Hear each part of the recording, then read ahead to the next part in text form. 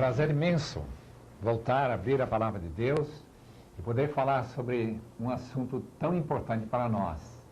Uma introdução à carta de Paulo aos Romanos. Em primeiro lugar, queremos falar sobre a importância desta carta.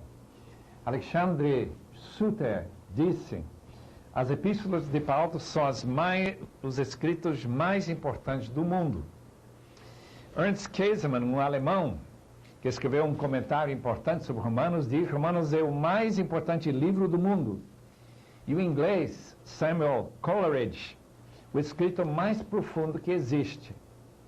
Alva McLean, dos Estados Unidos, o livro mais importante na Bíblia. E Martim Lutero, esta epístola é o mais importante documento no Novo Testamento, o Evangelho, na sua expressão mais pura.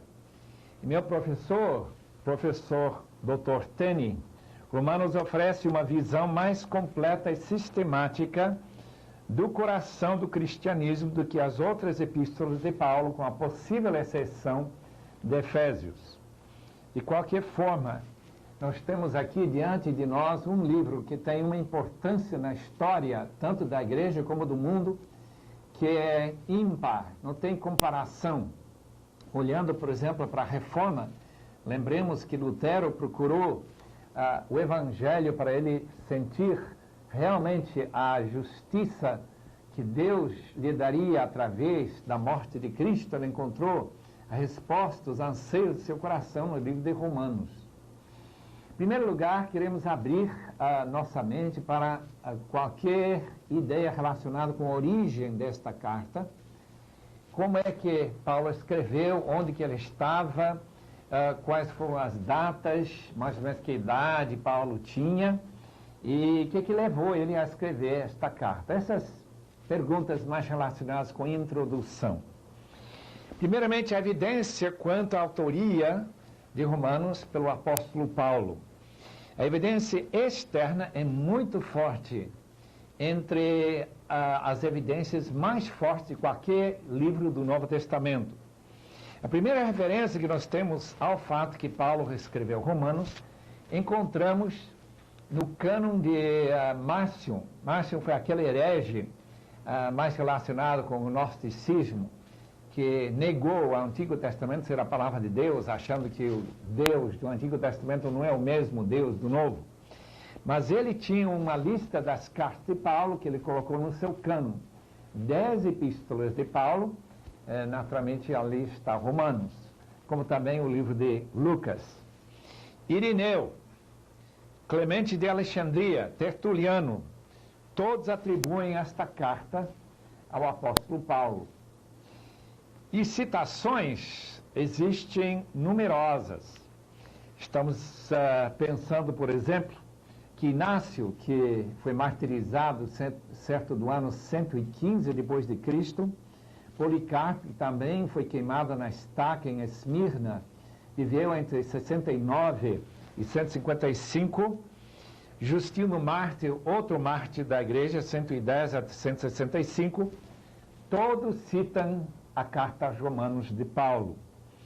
Até o ano 200, nós encontramos já 19 citações da epístola aos Romanos na literatura dos pais da igreja. Quanto à evidência interna, tem todas as características mais esperadas do apóstolo aos gentios. Veja, por exemplo, capítulo 11 de Romanos, versículo 13, onde Paulo declara que ele é apóstolo dos gentios. Como também capítulo 15, versículo 16, onde ele coloca como seu grande alvo na vida oferecer a igreja gentílica a Deus como oferta agradável ao Senhor. Essa evidência, então, é interna. Seu nome aparece na primeira linha da carta, Paulo, servo, literalmente significa escravo de Jesus Cristo. Então, ele reivindica ser escrito por Paulo. O estilo e as doutrinas centrais que nós encontramos em Romanos são justamente as doutrinas que Paulo ensinava em outras epístolas e que nós conhecemos através do livro de Atos, que era característico de Paulo. Não há, de fato, erudito entre os conservadores que não aceitem a autoria paulina de Romanos. E até entre os liberais teria que ser uma pessoa tão extremada que não teria nem campo para ensinar as suas ideias estranhas se ele negasse a autoria paulina de Romanos.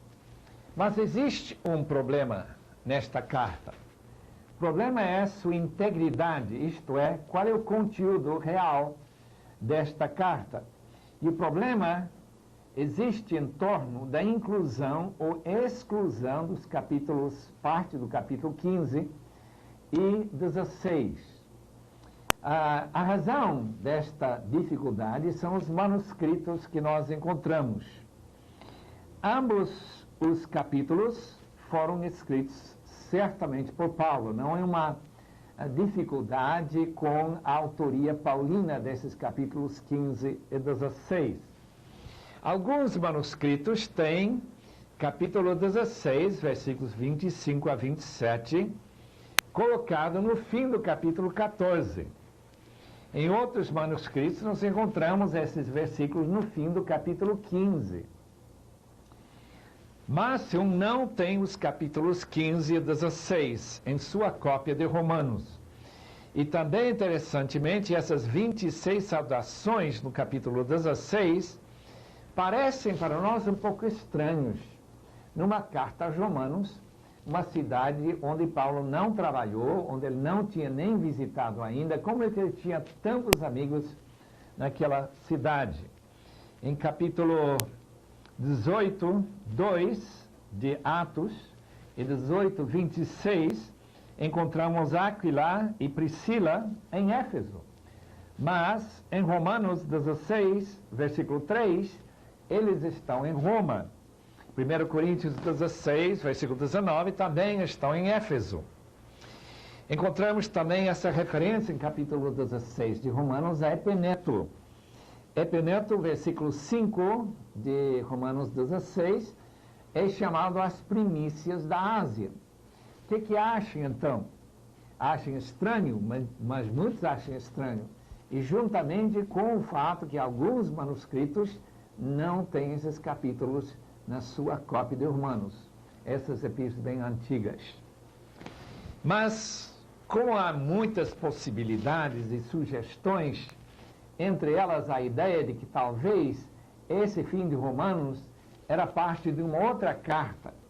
E como aquele papiro sobre o qual se escreviam cartas naquela época era muito frágil, talvez um pedaço foi cortado ou quebrado da epístola às Romanas e colocado em outra epístola. Ou talvez estava ligado à epístola aos Efésios. E depois foi colocado Romanos. De qualquer forma, podemos ter certeza que Paulo escreveu e que faz parte da palavra inspirada de Deus. E nós podemos, então, confiar que quando nós lemos esses maravilhosos capítulos 15 e 16, que nós estamos lendo a palavra inspirada do Senhor. Por que Paulo escreveu Romanos? Qual foi a ocasião de ele ter escrito esta maravilhosa carta? Diferentemente das outras cartas paulinas, esta carta foi escrita por uma igreja que Paulo não conhecia. De fato, tem uma outra igreja para a qual Paulo escreveu que não tinha visitado, que era a igreja em Colossos. Paulo se encontrava em Corinto quando ele escreveu Romanos, capítulo 15, versículo 26, 16, 1 e 2, mostram isto, que ele está em Corinto, naquele período logo antes de ele chegar em Roma, no percurso da sua terceira viagem missionária. Estava aguardando o fim do inverno. Naquela época não era possível viajar de navio no mar Mediterrâneo entre os meses de outubro e março, por causa dos altos ventos. Justamente foi aquela ousadia do capitão, o de Centurião, em capítulo 27 de Atos, que mostra justamente que mal deu tentar ir só mais alguns quilômetros, quando chegou aquele vento tremendo que levou ao naufrágio daquele navio em que Paulo estava viajando para Roma. Então ele estava em Corinto, aguardando esse fim do inverno, para poder novamente navegar para a Síria, levando aquelas ofertas que ele menciona no capítulo 15 de Romanos, que ele menciona também em 2 Coríntios, que foi escrito logo antes de Romanos, essas ofertas que eram levantadas nas igrejas de Macedônia e da Acaia, parte da Grécia, iam ser levados por Paulo junto com seus companheiros até a igreja de Jerusalém e os irmãos da Judeia, onde havia muita necessidade e pobreza. Ele fala que ele queria muito visitar a igreja de Roma, muito queria ver-vos, mas ele foi impedido muitas vezes. Leia capítulo 15, versículo 22.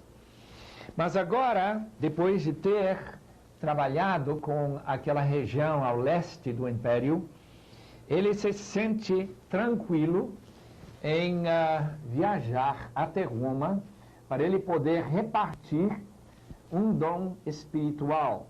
Versículo 11 do primeiro capítulo: porque muito desejo ver-vos, a fim de repartir convosco algum dom espiritual, para que sejais confirmados.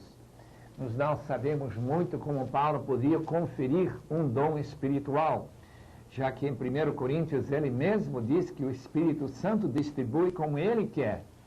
Mas talvez o Espírito falou para Paulo que ele deveria levar um dom e, pela imposição das mãos, orar para que algum irmão ou alguns irmãos recebessem este dom espiritual mencionado no versículo 11. De qualquer forma, ele diz que uma das suas razões de ir para lá foi justamente para repartir esse dom. Ele diz no capítulo 15 e versículo 24 que ele não tinha mais campo de atividade.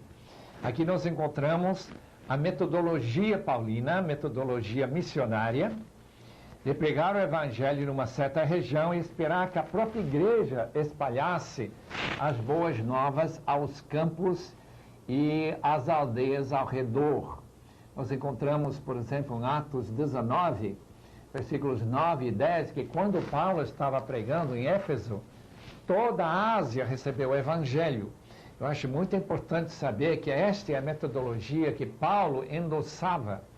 E a razão que ele podia dizer que no leste do Império, desde Jerusalém até a Iugoslávia, chamado Ilírico naquele tempo, ele não tinha mais campo de trabalho, por isso que ele queria chegar em Roma. E para chegar lá, ele teria que ter uma carta de apresentação. E nós perceberemos por que ele queria que houvesse uma carta escrita antes dele chegar lá. Não somente para informar os irmãos da sua vinda, mas também para preparar as pessoas para recebê-lo e saber de antemão como que ele ensinava o Evangelho.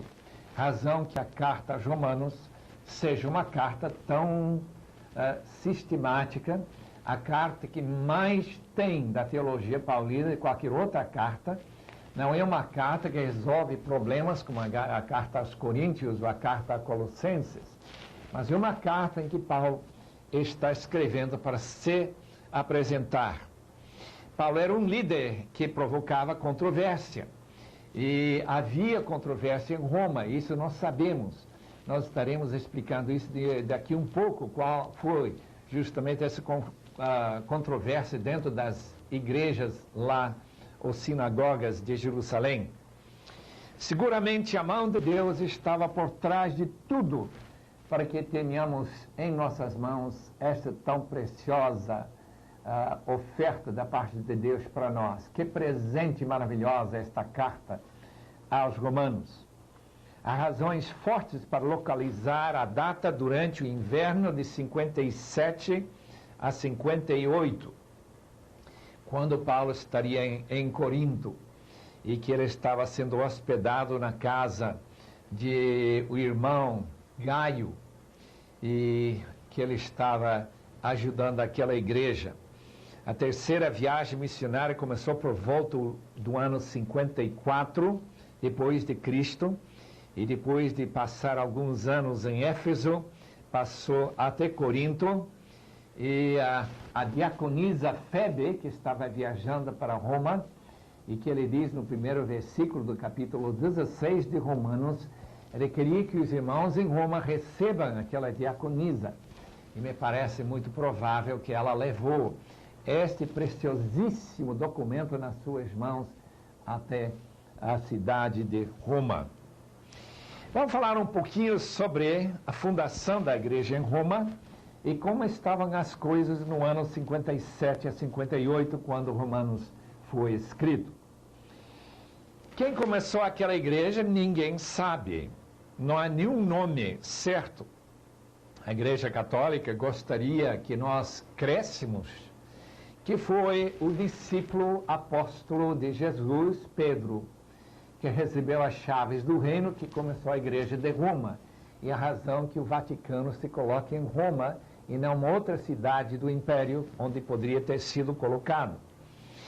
Isso é porque dão a impressão que Pedro não somente começou a igreja lá, como ele pastoreou a igreja, teria sido o bispo daquela igreja, e que passou então autoridade para outros bispos e pastores para continuar e dar dessa forma uma certa base para crer na infalibilidade do Papa em Roma.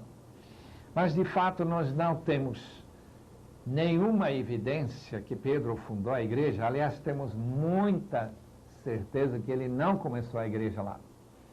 O que é interessante encontrar no capítulo 2 de Atos, que havia pessoas ouvindo o evangelho pregado por Pedro em Jerusalém. Em aquela lista das diferentes terras de onde vieram aqueles prosélitos e outros que estavam adorando em Jerusalém na época de Pentecoste.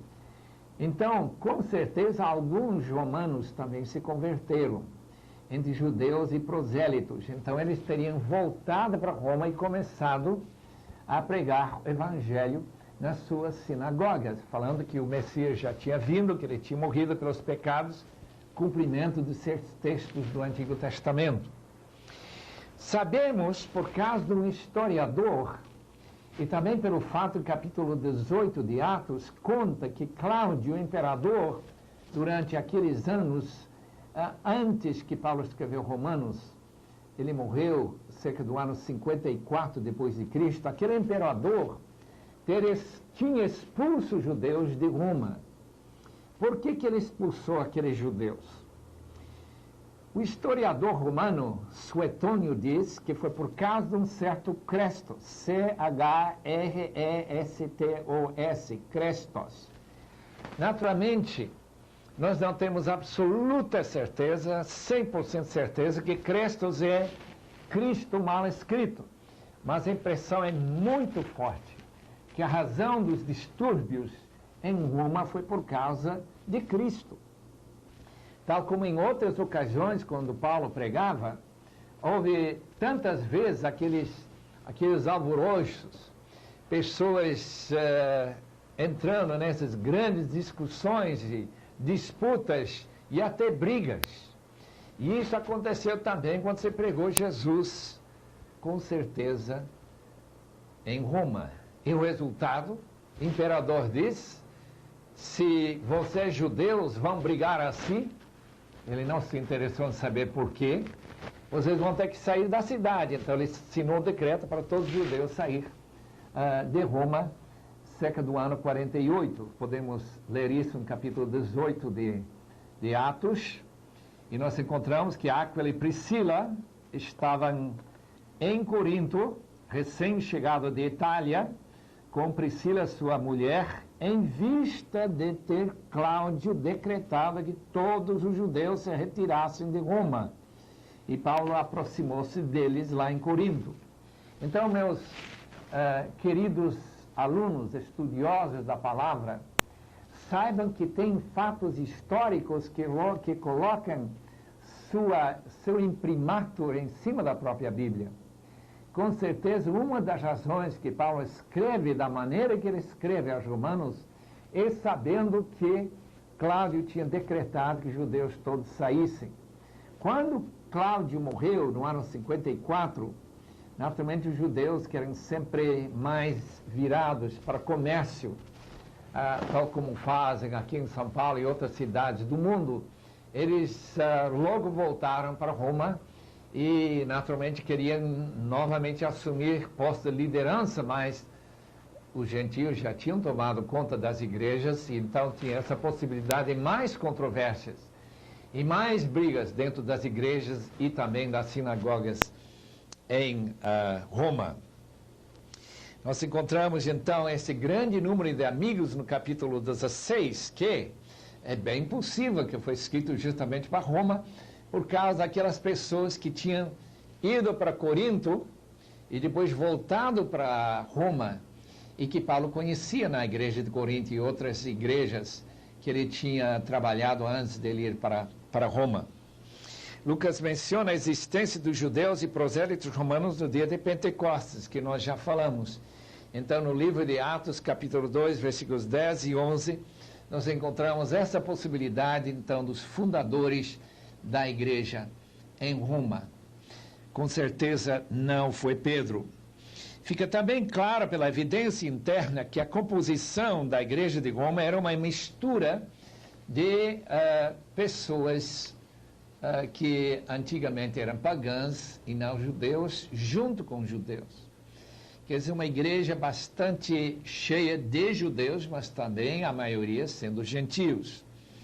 Então, essa argumentação que Paulo coloca na sua carta é voltada tanto para gentios como para judeus.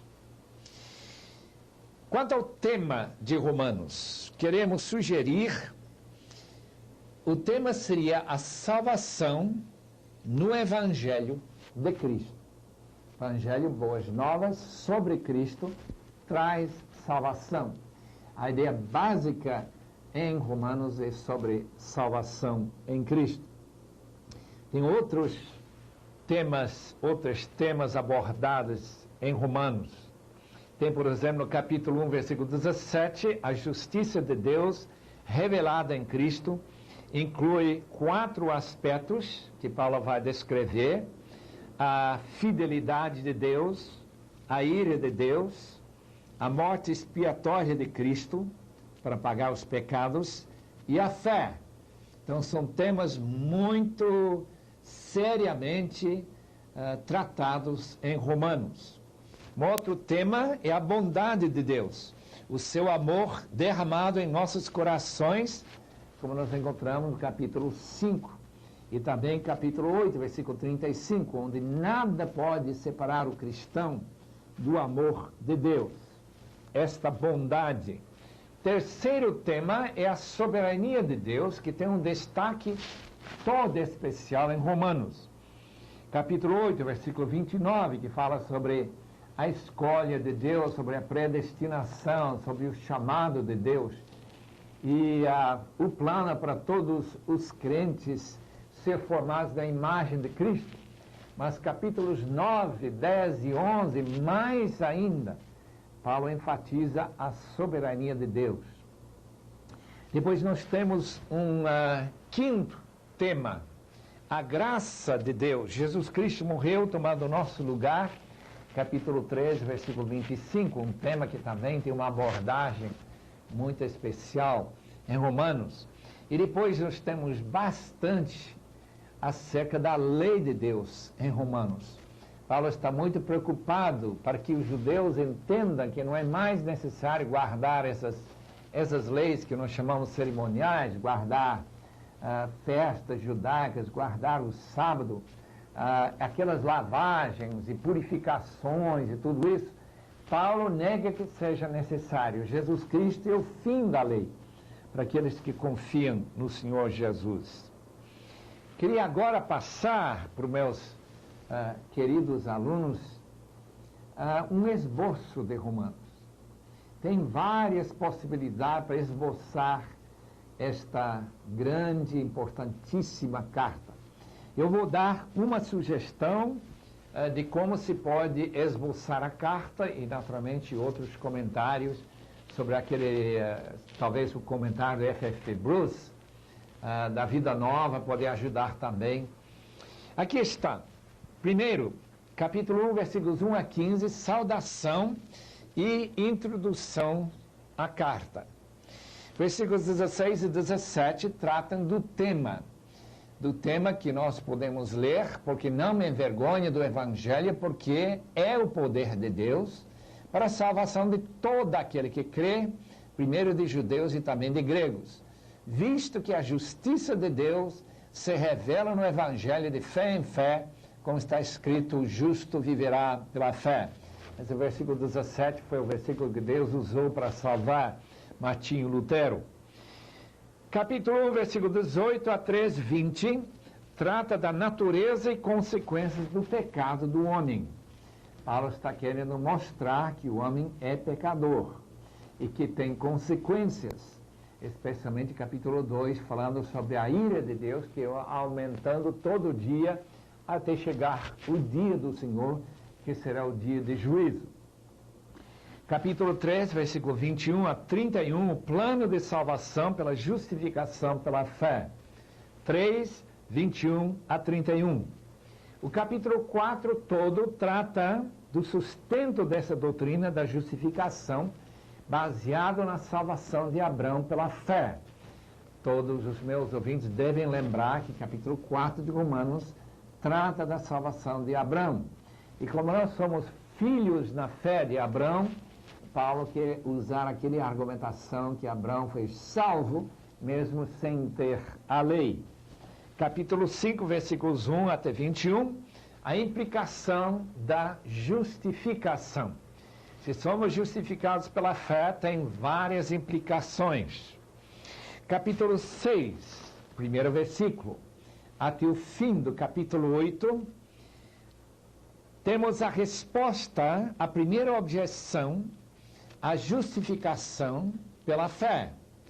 A objeção é que se uma pessoa é justificada pela fé, se ele não tem que fazer nada para ser salvo, se não crer, como não seria que ele se tornaria simplesmente uma pessoa que crê, mas continua pecando?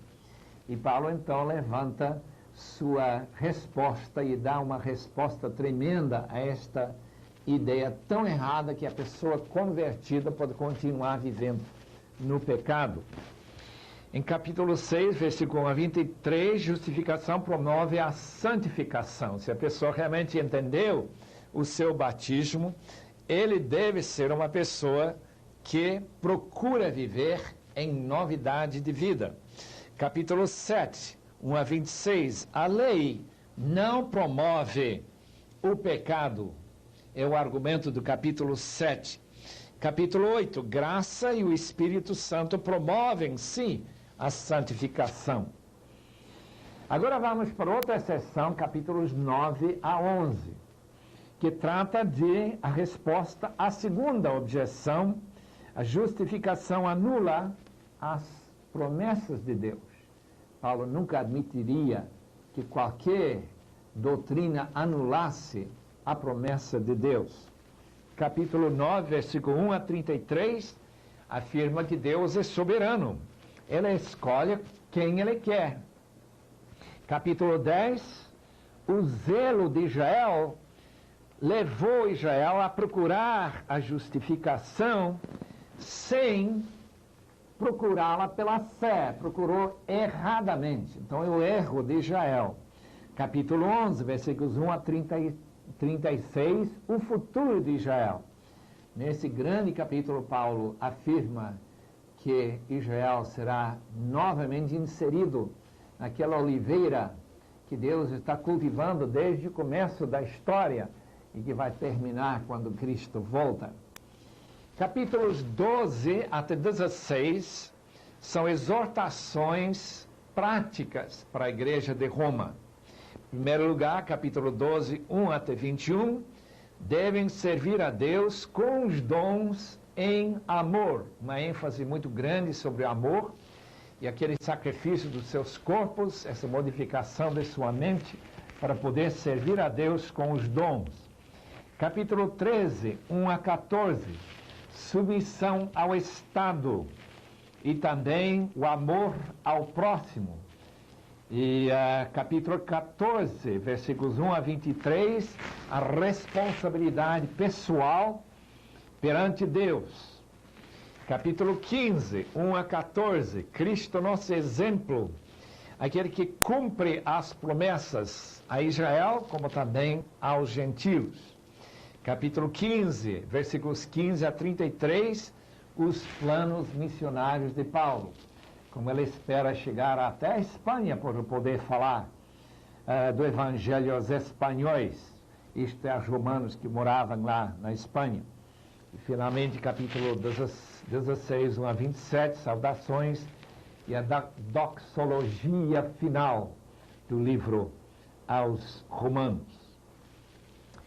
No tempo que nos resta, nesta aula, eu quero falar sobre as peculiaridades e alguns pontos bem interessantes nesta carta aos Romanos. Eu tenho muita alegria em poder falar sobre estes pontos chaves, ideias básicas, peculiaridades que existem nesta maravilhosa carta. Naturalmente, se nós tivéssemos 15 a 20 horas, e não uma hora só, nós poderíamos falar muito mais extensamente sobre cada versículo, mas nós queremos simplesmente falar sobre alguns pontos principais. O primeiro que eu quero mencionar, no primeiro versículo, é que Paulo se chama de escravo. Ele é escravo de Jesus Cristo, chamado para ser apóstolo. A palavra escravo descreve para o apóstolo a ideia de que uma vez que Cristo pagou nossos pecados, nós fomos comprados por Jesus. Fomos libertados do nosso velho dono, que também escravizava com o pecado, que seria o demônio. E Cristo nos tirou desse cativeiro e nos deu o privilégio de sermos escravos. Naturalmente, Paulo pensa nisso porque ele chama de Jesus Cristo o Senhor. E como o Senhor tem escravos naquela época, quando mais de metade do império, e certamente metade da população de Roma ou mais era escravo, então nós podemos entender por que Paulo usava esta palavra, além de sua palavra título apóstolo, que significava sua autoridade. Falamos um pouco sobre Paulo pretende passar um dom espiritual para os irmãos em Roma. Em capítulo 12, Paulo não usa a frase dom espiritual, no versículos 6 a 8. Ele usa a palavra apenas dom, carisma, de onde vem a nossa palavra carismático. Por que ele acrescenta essa palavra espiritual? Nós não podemos falar isso com certeza, mas comparando os dons de Romanos 12 com os dons em 1 Coríntios 12, encontramos que alguns dons precisam de algum espírito para poderem ser exercitados. Por exemplo, o dom de profecia. Se não tiver um espírito para trazer essas informações, é impossível fazer qualquer profecia, senão seria apenas uma adivinhação humana. Ou falar em línguas, que eu acho que seriam línguas dos anjos. Então, os espíritos são anjos que podem trazer dons particulares. E Paulo, então, está desejoso de repartir, passando não o Espírito Santo às pessoas, mas algum dom que seria útil por ser ministrado por algum espírito angelical. Leiam com cuidado Hebreus 1, versículo 14. Esta é a minha explicação por esta estranha frase, um dom espiritual, que precisaríamos para poder discernir espíritos, para poder interpretar dom de línguas, para poder falar línguas, para poder profetizar. Agora, o dom de misericórdia ou de contribuir não precisa de nenhum espírito. O que precisa, sim, é o amor do Espírito Santo no coração, mas os romanos já tinham o Espírito Santo. Vamos para a nossa terceira peculiaridade. O Evangelho deveria ser primeiramente pregado aos judeus. Versículo 16 do primeiro capítulo. Todo mundo talvez estranha isso. Mas o fato é que os judeus têm prioridade no plano de Deus, porque eles formaram o povo escolhido. E os profetas, a Bíblia e o próprio Messias, nosso Senhor Jesus Cristo, segundo a sua humanidade, vem de Davi. Então era natural para o pregador levar primeiramente o evangelho aos judeus. Mas como os judeus tinham rejeitado esta mensagem salvadora do seu Messias, o Senhor Jesus Cristo, o apóstolo Paulo disse que Deus quebrou os ramos. Ele está usando uma ilustração de quebrar os ramos da oliveira domesticada, e foram inseridos ramos de fora, isto é, gentios pagãos, trazendo eles para serem parte desta maravilhosa árvore de Deus.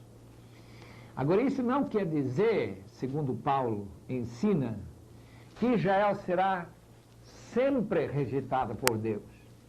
Aliás, se nós olharmos no capítulo 11, versículo 15, dá para entender que Israel será de novo inserido neste árvore de Deus.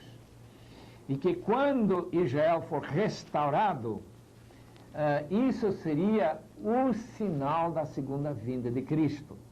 Deixe-me ler esse versículo para mostrar por que eu creio assim. Porque se o fato de terem sido eles, os israelitas, rejeitados, trouxe reconciliação ao mundo gentílico, que será o seu restabelecimento, senão vida de entre os mortos? Vida de entre os mortos seria uma ressurreição. Uma ressurreição, em primeiro lugar, espiritual, depois seria a ressurreição física, no corpo espiritual que vai levantar-se logo antes da segunda vinda de Cristo. Nós estaremos estudando isso em 1 Tessalonicenses 4. Nosso quarto ponto. Não é judeu quem é descendente de Abrão e circuncidado exteriormente apenas. É judeu quem é circuncidado de coração. Assim diz capítulo 2, versículo 20 e 21. Interessante esta referência à circuncisão do coração. Uma ideia que nós encontramos também no livro de Deuteronômio. É uma afirmação da parte de Paulo que cerimônias, guardar a lei e também ser descendente de Abraão não é o essencial para ser povo de Deus. O povo santo de Deus, de fato, é o povo que crê e que confia e que obedece ao Senhor. Este é o significado de ser circuncidado no coração. Também no capítulo 2, versículos 14 a 16, encontramos uma referência aos gentios que não têm a lei, mas que procedem por natureza segundo a lei, e de conformidade com essa lei, não tendo a lei, servem eles de lei para si mesmos. O que Paulo está querendo dizer com isso? Me parece que ele está citando justamente aqueles textos do Antigo Testamento, especialmente Jeremias 31 e capítulo 36 de Ezequiel, onde os grandes profetas do Antigo Testamento falavam sobre a lei ser escrito no coração. Agora, a lei de Deus não é escrita no coração de quem não tem a Jesus. E Paulo está com certeza ensinando que, como os gentios têm recebido o Espírito de Jesus Cristo, com a vinda do Espírito para o crente, a lei de Deus é escrita no seu coração. É por isso que o crente vive diferentemente, por isso que ele tem uma consciência, se ele é realmente convertido, uma consciência que não permite ele fazer as coisas que os gentios faziam antes de conhecer a Cristo. De fato, eles começaram a viver justo e piamente diante de Deus, negando aqueles paixões mundanas, como diz Tito, capítulo 2, versículos 12 e 13. Os pecados do Antigo Testamento, isto é, dos santos do Antigo Testamento, não foram de fato removidos por aqueles sacrifícios. Este é o quinto ponto que nós queremos chamar a atenção. Capítulo 3, e versículos 25 e 26, deixa bastante claro que quando o judeu no Antigo Testamento levava o seu cordeiro, a sua ovelha para ser sacrificada, isto não tirava os pecados daquele pecador. Tanto Romanos como Hebreus ensinam claramente que não há nenhum sacrifício que pode cobrir pecado a não ser o sacrifício de Cristo. Portanto, que Paulo ensina aqui em versículo 25 e 26 de Romanos 3, é que quando Cristo morreu, os pecados dos santos do Antigo Testamento, aqueles grandes heróis de Deus como Davi, Samuel, Moisés, todos eles foram perdoados na mesma cruz que nós fomos perdoados. Leiam aqueles versículos com cuidado para ver que é isto mesmo que ele está falando. Ele também ensina, em sexto lugar, que a justificação não significa inserir santidade na vida do pecador, mas de declará-lo santo. Um dos pontos controvertidos da reforma é a Igreja Católica ensinava que a justificação era Deus tornando o pecador justo. Lutero diz, não, isso não é o caso. Justificação pela fé é Deus declarar justo aquele que não é justo, aquele que é pecador, mas que confia em Cristo e que fica inserido em Cristo, de forma que Deus olha para seu filho, vê a perfeição do seu filho e desta forma perdoa o pecador, que continua sendo pecador. Todos nós sabemos disto. Talvez a razão que nós não canonizamos nenhum crente, não chamamos nenhum crente São Paulo, Santo André, nenhum desses nomes que a igreja tem dado aos homens pecadores. Nós entendemos melhor, creio eu, a palavra de Deus em fato de que a palavra justificação é uma palavra jurídica, é palavra de juiz que declara um criminoso absolvido, não porque ele não cometeu o crime, mas porque o crime já foi pago por outra pessoa. Por isso que nós damos tanta atenção ao fato de que na cruz de Cristo ele morreu pelos nossos pecados para nossa justificação. O pecado de Adão, diz capítulo 5, versículo 12, passou a toda a humanidade. Isso é difícil para nós engolirmos, que um pecado de uma só pessoa, pai de todos os povos do mundo, 6 bilhões de habitantes hoje, quase, que essa humanidade toda é pecadora por causa do pecado de Adão, chamado pecado original. Meu querido amigo,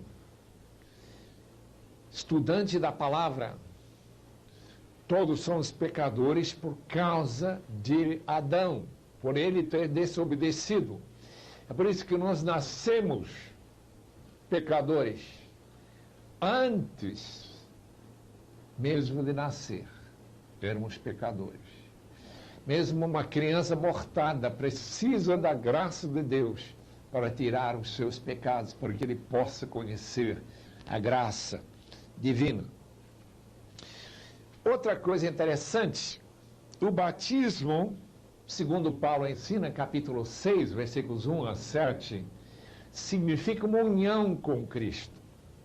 Eu creio que muitos de nós fomos batizados sem entender muito sobre o significado deste ato cerimonial, litúrgico, em que a pessoa deitada nas águas realmente morre com Cristo e ressuscita também na ressurreição de Cristo. É uma maneira bem judaica de pensar que Deus utilizou para aplicar para nossas vidas o mérito de Cristo. De forma que na morte de Cristo eu morri. Isso naturalmente ocorreu realmente originalmente na cruz.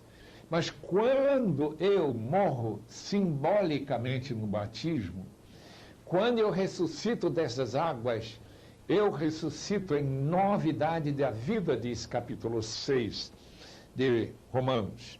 Mas, ao mesmo tempo, ele diz que a pessoa que tem morrido com Cristo, ressuscitado com Ele, não necessariamente vai chegar até o céu. Alguns que foram batizados vão para o inferno. E Paulo explica por quê, em capítulo 6. Ele diz, se nós obedecermos nossas inclinações ao pecado, nós podemos novamente ficarmos escravizados ao pecado. Porque, de fato, somos servos daquele a quem nós servimos. E o crente deve, quando ele toma seu compromisso com Cristo, deve tomar esse compromisso que ele vai realmente servir a Cristo e obedecê-lo, e não obedecer ao pecado. Mas como nós, às vezes, caímos no pecado, e Paulo explica em capítulo 7 que ele sofria também derrotas na sua vida, querendo fazer o que estava certo, mas também tropeçando no pecado que operava na sua carne, levava Paulo a dizer que em mim, na minha carne, não habita nada de bom, mas com a minha mente já é infiltrada pelo Espírito Santo e eu amo a lei de Deus, eu quero fazer o que Deus quer. Esse é o sinal da conversão. Não é uma pessoa que não peca nesta vida, mas uma pessoa que não quer pecar.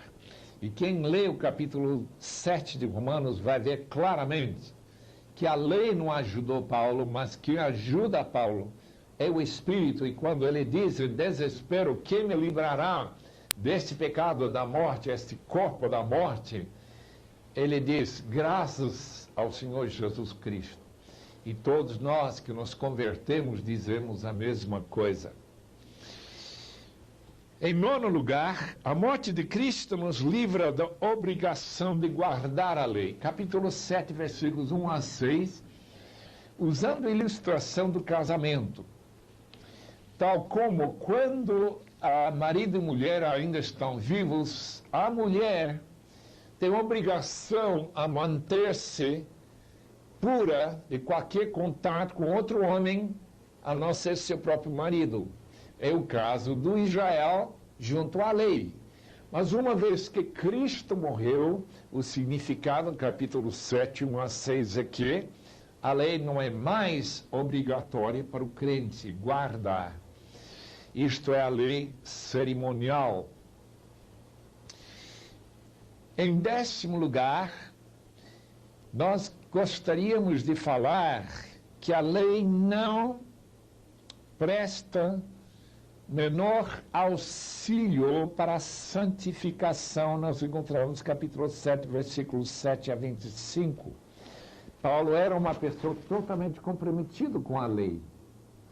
Mas ainda que, segundo sua própria avaliação, em Filipenses, ela era perfeita segundo a lei, quando ele chegou a conhecer a Cristo, descobriu que ele era longe de ser perfeito.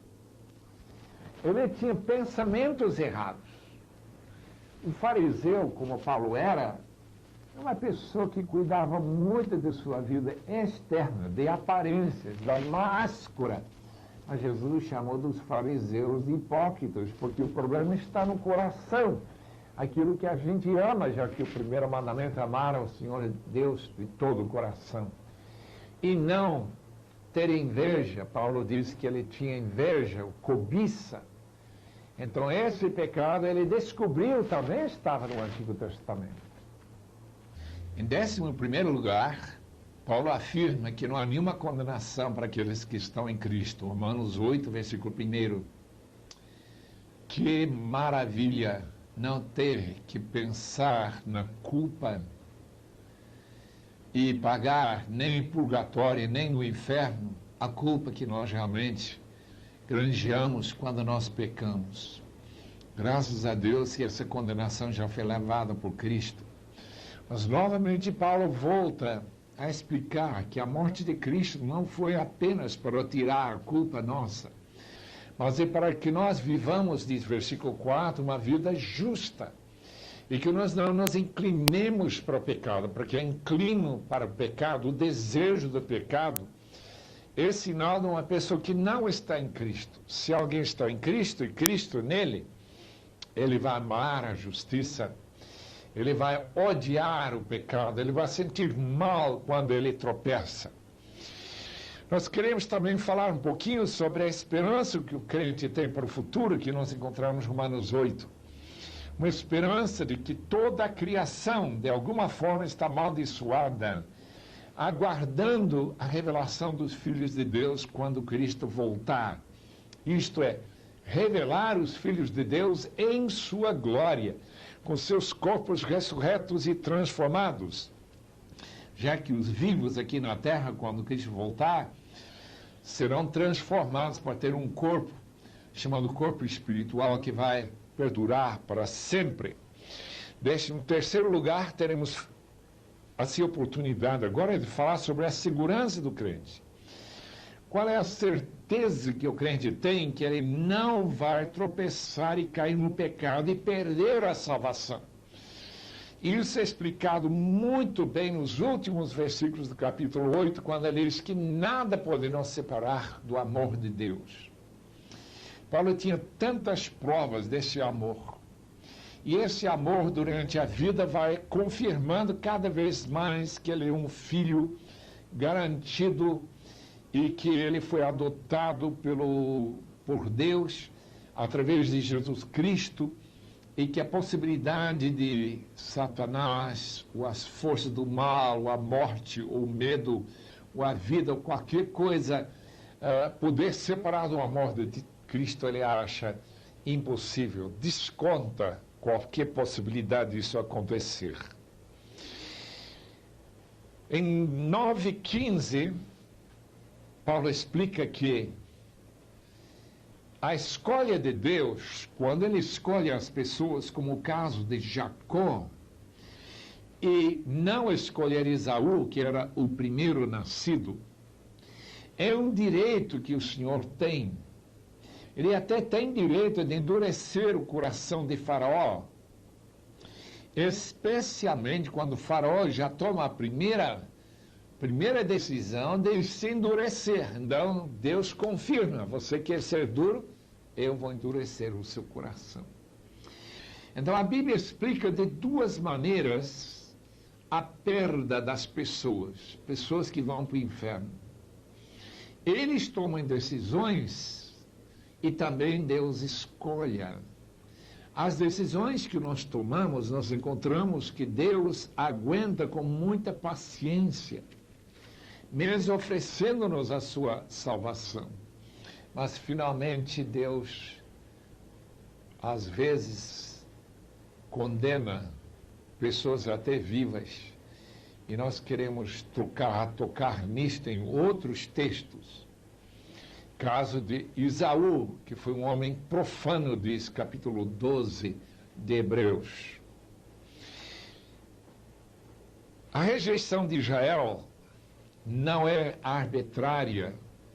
Isso fica muito claro no capítulo 9, versículo 30 até 10, 21. Foi uma escolha que os próprios judeus tomaram. Deus amava Israel, queria oferecer-lhes este bênção da salvação, mas Israel não quis.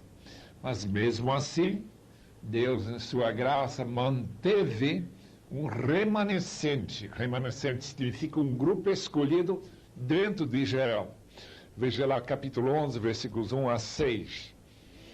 E ele usou essa rejeição de Israel para ele tomar o ensejo de levar os gentios ao conhecimento do Senhor da glória.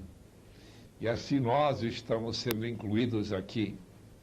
Um dia, todo Israel será salvo. Assim diz capítulo 11, versículo 25 e 26. E quando Israel for todo incluído, será a marca, o sinal da segunda vinda de nosso Senhor e Salvador Jesus Cristo. Capítulo 12 explica que o culto racional do crente é sua entrega total como sacrifício vivo, santo e agradável a Deus, com a sua mente sendo transformada pela renovação do Espírito Santo e pela procura das verdades da Palavra de Deus. O resto dessa maravilhosa epístola, cheio de boas recomendações de como nós vivermos com amor e como cuidarmos de nossos irmãos e como guardar um dia especial, é a nossa escolha. Se quisermos, podemos guardar o sábado. Não há nada de mal em guardar qualquer dia, mas não é nunca obrigatório. Não há nenhum legalismo nisto. Veja capítulo 14, versículo 5 em diante. É um livro maravilhoso. Eu espero que os irmãos que estão ouvindo a minha voz estudem com muito cuidado. Eu quero recomendar livros que podem me ajudar. Temos examinar as Escrituras. Temos este trabalho em torno de Romanos também, que inclui todos os livros da Bíblia, visão panorâmica da Bíblia. Para aqueles que querem fazer um estudo bem mais profundo, eu recomendo este curso, A Vida e Cartas de Paulo, um curso programado que é publicado pela Vida Nova. Nós temos um manual bíblico, já falamos bastante. Temos este maravilhoso comentário, já mencionado, de F. Bruce, já falecido, Romanos, Introdução e Comentário. Temos o livro que já temos recomendado muito, do Dr. Merrill Tenney, O Novo Testamento, Sua Origem e Análise. Nós temos esta nova tradução da Bíblia que pode dar novos aspectos no texto original. A chamada Nova Versão Internacional, estamos aguardando em seguida a Bíblia toda pronta. O novo dicionário da Bíblia pode dar muitas ajudas em relação aos imperadores, a todo aquele fundo histórico. E também temos um novo comentário sobre a Bíblia inteira. Também tem um estudo relativamente curto sobre Romanos. Deus os abençoe e que este Carta aos Romanos se torne uma das suas favoritas. Quem ainda não ouviu falar na Bíblia de referência Thompson? Esta Bíblia traz 100.000 versículos em cadeia temática.